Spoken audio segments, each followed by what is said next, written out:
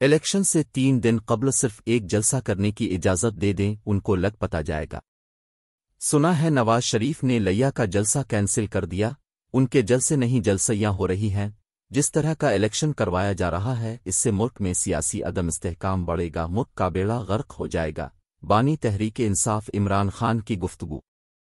Election سے 3 دن قبل صرف ایک جلسہ کرنے کی اجازت دے دیں، ان کو لگ پتا جائے۔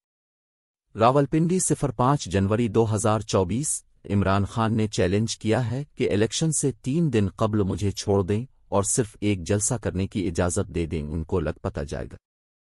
تفصیلات کے مطابق بانی chairman P T I Imran Khan نے کہا ہے کہ ہمیں الیکشن مہم چلانے کی اجازت تک نہیں دی جا رہی۔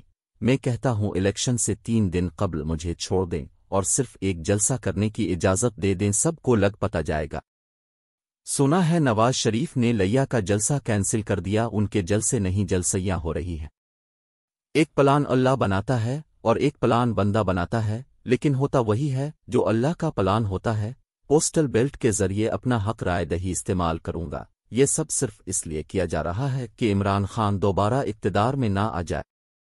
عمران خان نے کہا کہ مجھے نااہل کیا گیا جبکہ عدالت کا فیصلہ معطل ہو چکا ہے۔ سزائے یافتہ نواز شریف کو کلیئر کر دیا، میری نااہلی کے خلاف اپیل اور انسانی حقوق کے لیے دائر پٹیشن کو نہیں سنا جا رہا۔